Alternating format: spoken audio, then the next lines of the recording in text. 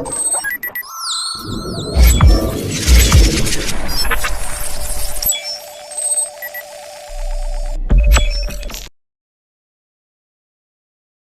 है बच्चों मेरे चैनल पर। आज का टॉपिक हम क्लास 11th मोशन चैप्टर का एक ओवरव्यू देखेंगे कि इस चैप्टर में हमें क्या क्या चीजें पढ़नी रहेंगी।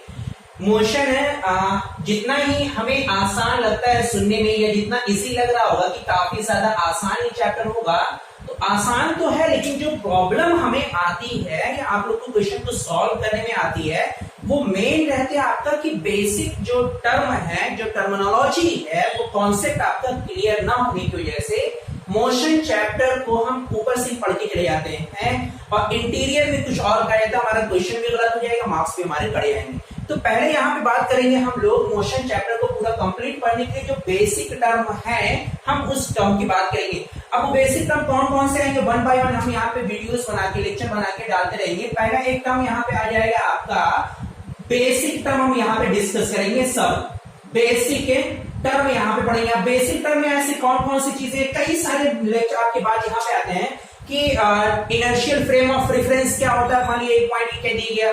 Non inertial frame of reference क्या होता है, यहाँ पे सारे टॉपिक हम कह रहे हैं। इनर्शियल फ्रेम क्या होता है, इनर्शियल फ्रेम क्या होता है, ये हमें पढ़ना रहेगा। या इसके अलावा नॉन इनर्शियल फ्रेम क्या होता है, ये भी हमें पढ़ना रहेगा बेसिक टर्म में। या इसके अलावा कई सारे टर्म और आते हैं, कह दीजिए आपसे वेलोसिटी बताइए क्या होती है। अब वेलोसिटी और स्पीड पूछ लीजिए, हमें इसको डिस्क्राइब करने में पता होना चाहिए कि यूनिफॉर्म वेलोसिटी क्या होती है, यूनिफॉर्म वेलोसिटी क्या होती है, या कांस्टेंट स्पीड में क्या डिफरेंस होता है, कांस्टेंट स्पीड क्या होती है। ऐसे टर्म आपके आएंगे तो उसमें कंफ्यूजन रहता है कि यूनिफॉर्म और कांस्टेंट में ऐसे क्या फर्क होगा, क्या डिफरेंस रहता है दोनों में, कि हम लोग यहाँ पे हमेशा प्रॉब्लम क्रिएट करता है, ठीक है। और ऐसे बेसिक टर्म की अगर हम बात करेंगे तो आपका जैसे एक्सेलरेशन है, छोटे छोटे पार्ट यहाँ पे एक्सेलरेशन है, या रिटार्डेशन है, इसका एक्सेलरेशन रिटार्डेशन है, या इसी के बाद आपका अगला एक पार्ट और आ जाएगी यहीं पे मिलता जुलता। यहाँ पे हमने इनर्शिया के बारे में बात की हुई, तो इनर्शिया यहाँ पे होती क्या है, बेसिक ऐसे टर्म इनर्शिया यहाँ पे क्या होती है। ऐसे कई सारी चीजें और जो बच्चों को कंफ्यूजन रहता है इसमें, जो हम बेसिक टर्म में बताएंगे, जितना आसानी से या जितना क्लियर हम बेसिक टर्म को पढ़े रहेंगे, आपको जितना क्लियर रहेगा वो कॉन्सेप्ट, उतना ही ज्यादा आपको आसान लगेगा फिजिक्स को समझने में या फिजिक्स की कैलकुलेशन करने में। फिजिक्स थ्योरी का नाम नहीं है, फिजिक्स आपका डेरिवेशन है, फिजिक्स आपका न्यूमेरिकल होता है। अगर डेरिवेशन और न्यूमेरिकल के ऊपर आपकी पकड़ है तो मतलब फिजिक्स में आपको महारत हासिल हो सकती है। डेरिवेशन अगर सिर्फ थ्योरी आती है तो उससे कोई मसला आपका हल होने वाला नहीं है। अब यहाँ पे अगर हम बात करें, यहाँ पे अगला जो और सारे टर्म आते हैं, कह दिया गया, आप बताइए एक बहुत बड़ा टर्म आ जाता है डिस्टेंस में और डिस्प्लेसमेंट में। हमेशा कंफ्यूजन आप लोगों को बच्चों को बना रहता है कि डिस्टेंस और डिस्प्लेसमेंट में फर्क क्या होता है। तो इसमें इस सारे टर्म को हम बेसिक टर्म में लाके पहले एक लेक्चर पे बना के इस पूरे टर्म को हम लोग डिस्क्राइब करेंगे। इसके अलावा बहुत सारी चीजें और भी हैं कि आपका इनिशियल स्पीड क्या होती है, फाइनल स्पीड क्या होता है, टाइम पीरियड क्या होता है, ठीक है ना, मोशन टर्म, बहुत सारे टर्म आएंगे। तो बेसिक टर्म वो सारे विद सिंबल बेटा आपका हम डिस्कस करेंगे। यहाँ पर सिंबल हम हर किसी टर्म का, एक्सेलरेशन का, डिस्टेंस का, डिस्प्लेसमेंट का, वेलोसिटी का, टाइम पीरियड का, सबका सिंबल मोस्टली आपको मालूम भी होगा आप लोग को बच्चों को, ठीक है ना। तो हम सिंबल के बारे में बात करेंगे यहाँ पे बेसिक टर्म, ठीक है ना। एक लेक्चर आपका यहाँ पर है। दूसरा जो इसका पार्ट आता है, अगर हमें बेसिक टर्म के बारे में मालूम हो गया, बताओ अगर हमें एक्सेलरेशन है, इनर्शियल फ्रेम है, नॉन इनर्शियल फ्रेम है, वेलोसिटी है, constant speed, uniform speed, circular motion,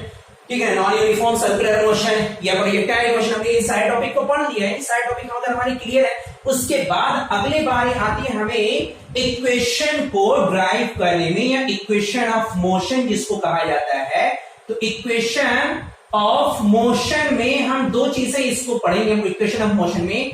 एक तो आपका पार्ट यहां पर रहेगा इक्वेशन ऑफ मोशन का, एक पार्ट हम पढ़ेंगे कि बनाया कैसे जाएगा, यानी ड्राइव कैसे किया जाता है, ये पढ़ेंगे। और दूसरा उसको अप्लाई कैसे किया जाता है, ठीक ना, इस टर्म को भी पढ़ेंगे।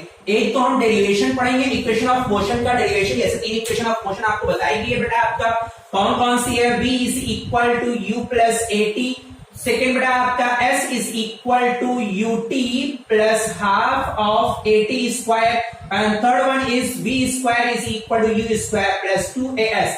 तो इन सभी का डेरिवेशन, अब डेरिवेशन में आपको ये भी बता दें कि दो पार्ट आपको मिलेगा, एक तो आपका ग्राफ से हमें डिराइव करके बताना रहेगा और एक पार्ट आपका इंटीग्रेशन का आएगा, इंटीग्रेशन का ठीक है। और फिर पूरा कंप्लीट होने के बाद हम उसको अप्लाई करना बताएंगे कि क्वेश्चन में कैसे हम इक्वेशन ऑफ मोशन का, सबसे बड़ी जो प्रॉब्लम आप लोग के लिए आती है वो इस इक्वेशन को क्वेश्चन में फिट कर पाना।